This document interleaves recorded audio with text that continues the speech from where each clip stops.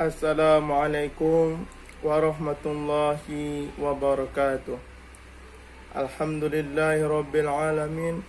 Wassalatu wassalamu ala asyrafil anbiya'i wal mursalin wa ala alihi wa sahbihi ajmain. As'adu an la ilaha illallah wa as'adu anna Muhammadan abduhu wa rasulullah.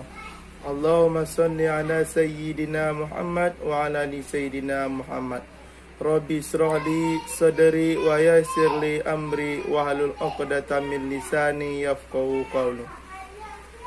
Mari kita bersyukur atas kehadirat Allah Subhanahu wa taala. Sebagaimana Dia telah memberikan kita kesehatan, nikmat iman dan Islam untuk dapat melaksanakan pendidikan pada saat ini, yaitu dalam gencar-gencarnya COVID-19. Walaupun tidak bisa bertatap muka, jadi untuk membuat biar bisa pendidikan ini berlangsung, yaitu dengan belajar daring. Adapun sebelum mulai dalam pembelajaran ini, dalam pengembangan kurikulum pendidikan bahasa Arab, adapun untuk menyampaikan pengantar pada pengembangan kurikulum ini, yaitu pada semester 3 Prodi Pendidikan Bahasa Arab. Dan untuk mencapai yang akan dicapaikan oleh pada siswa ini, perlu pencapaian yang harus dicapaikan oleh siswa. Yang pertama yaitu ada pencapaiannya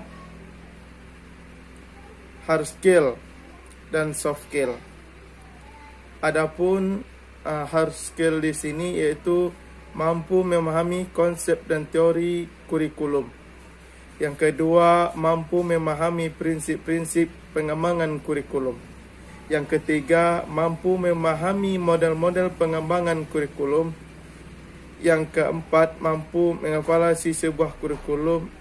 Yang kelima, mampu mendesainkan serta mengembangkan suatu kurikulum. Adapun soft skill-nya yang di sini adalah kemampuan berkomunikasi, kedisiplinan, kreatif dan inovatif, serta pengamalan nilai-nilai keagamaan. Dan selanjutnya yaitu aspek penilaian, yaitu dengan pencapaian hard skill-nya yaitu 80% ini terbagi dalam 16 pertemuan. Jadi mencapai 100%. Adapun soft skill ini ada 20% terbagi dari 4 kategori dan menjadi 100%. Jadi 80% tambah 20% jadi 100%. Adapun hard skill di sini yaitu semua kategori materi, 16 materi itu harus ada, yaitu ada seperti makalah. Yang kedua soft skill, yaitu terbagi dalam 4 kategori, yaitu kemampuan berkomunikasi 25%, yaitu dalam perkuliahan nanti. Yang kedua, kedisiplinan, yaitu kreatif dan inovatif. Yang keempat, pengamalan dan nilai keagamaan. Jadi totalnya 100%. Adapun di sini dalam RPS ini atau silabus ini yaitu 16 materi. Jadi semuanya, yang pertama itu Bapak menyampaikan tentang pertemuan pertama itulah pengantar perkuliahan pada 1 semester ini. Jadi selanjutnya yang kedua nanti anak-anak Bapak membagi per kelompok dari 2 sampai 16 pertemuan. Adapun pertemuan yang ke-8 yaitu siswa pertemuan yang ke-9 yaitu siswa UTS, ujian tengah semester. Adapun UTS di sini adalah hanya meresum tugas-tugas yang dari 2 sampai 8. Itu makalah yang ditampilkan oleh siswa-siswi nanti harus dibuat makalahnya nanti dikumpulkan pada UTS.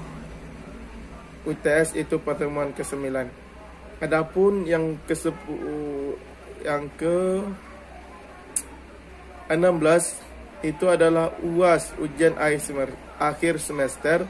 Jadi di sini siswa disuruh meresum tugas lagi, yaitu dari 10 sampai 15 dan ditambah dengan perbaikan makalahnya satu orang per satu, dikumpulkan kepada ketua kelasnya.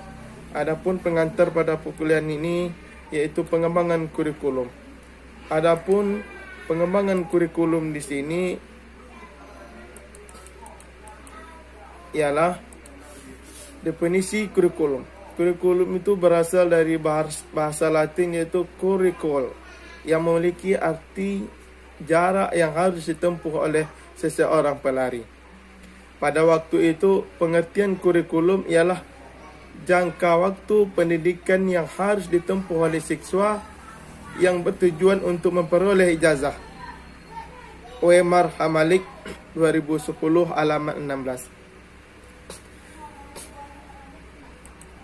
Definisi kurikulum: semua yang diajarkan di instansi dan pendidikan. Sekumpulan mata pelajaran atau mata kuliah yang diajarkan baik di sekolah maupun di luar sekolah yang diarahkan oleh sekolah. Dan selanjutnya, sekumpulan mata kuliah yang disusun serta secara resmi dan sistematis yang merupakan prasyarat untuk sertifikasi. Pengertian komponen kurikulum adalah unsur-unsur yang harus ada dalam kurikulum.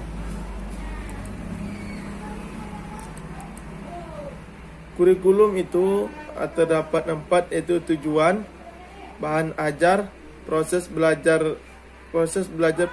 pembelajaran, yang terakhir adalah evaluasi. Komponen kurikulum menurut Nana Sohidi Sukmadinata, kurikulum itu yang pertama adalah tujuan.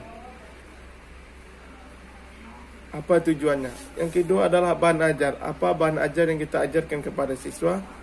Yang ketiga adalah strategi mengajar. Bagaimana strategi yang kita ajar kepada siswa? Yang keempat adalah media mengajar. Bagaimana media mengajar ini untuk merangsang siswa untuk berbelajar. Yang kelima yaitu evaluasi pengajaran. Bagaimana evaluasi pembelajaran ini yang sebelumnya tujuan, bahan ajar, strategi mengajar dan media belajar. Apa evaluasi untuk sebelumnya? Yang keenam adalah penyempurnaan pengajaran. Sebagaimana penyempurnaan pengajaran ini adalah bagaimana ada kekurangan-kekurangan dari yang 4 tadi. Tujuan, bahan ajar, strategi mengajar dan media mengajar. Bagaimana ada tambahannya untuk penyempurnaan pembelajaran nanti. Adapun tujuan ini adalah mengarahkan komponen-komponen kurikulum yang lainnya, yaitu komponen kurikulum yang lainnya. Selanjutnya, tujuan kurikulum yang dirumuskan berdasarkan 2 hal. Yang pertama, mengembangkan tuntutan, yaitu kebutuhan dan kondisi masyarakat. Yang kedua, pemikiran pada pencapaian nilai-nilai filosofis. Dan selanjutnya, tujuan dibedakan menjadi 3 kategori. Yang pertama, kognitif, efektif, dan fisikomotor.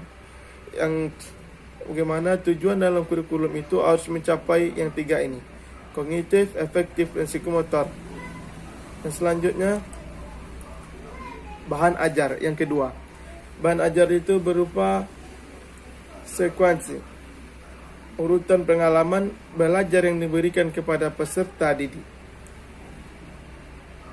Yang kedua, bahan ajar tersusun atas topik dan subtopik.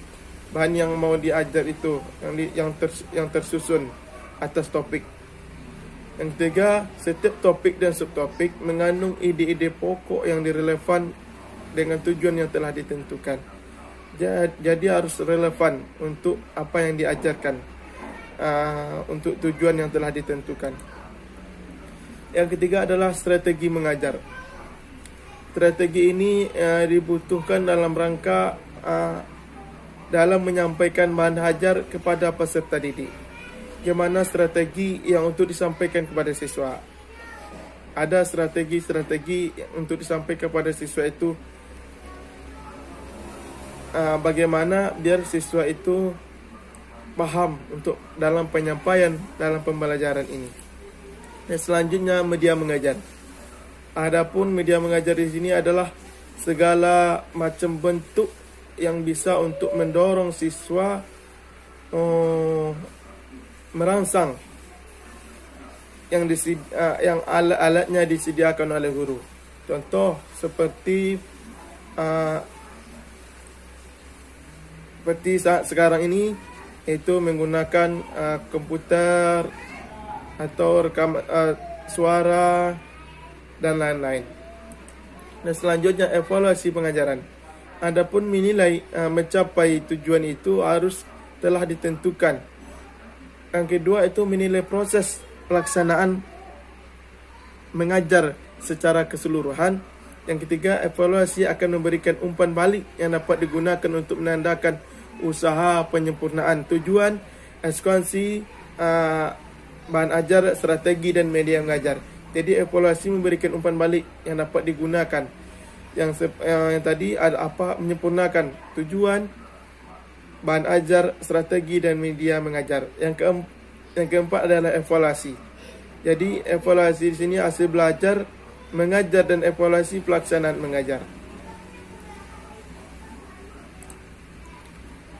Yang keenam adalah penyempurnaan mengajar. Perubahan terhadap tujuan, bahan ajar, strategi dan media mengajar ke arah yang dianggap ideal dan sempurna.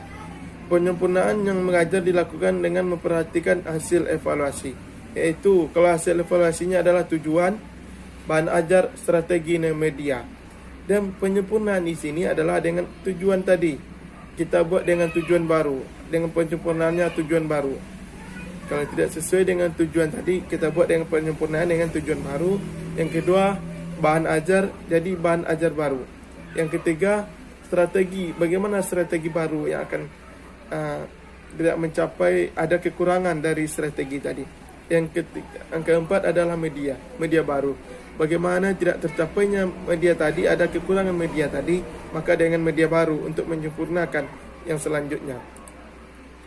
Adapun komponen kurikulum menurut Nana Sujana, kurikulum itu ada tujuan, isi dan struktur, strategi pelaksanaan dan evaluasi. Tujuan di sini adalah pada hakikatnya tujuan dari setiap program pendidikan yang akan diberikan kepada peserta didik. Jadi hakikatnya tujuan pendidikan ini adalah untuk diberikan kepada peserta didik. Hakikatnya kurikulum ini. Isi dan struktur kurikulum. Pengamalan belajar yang harus diberikan kepada siswa untuk dapat mencapai tujuan pendidikan.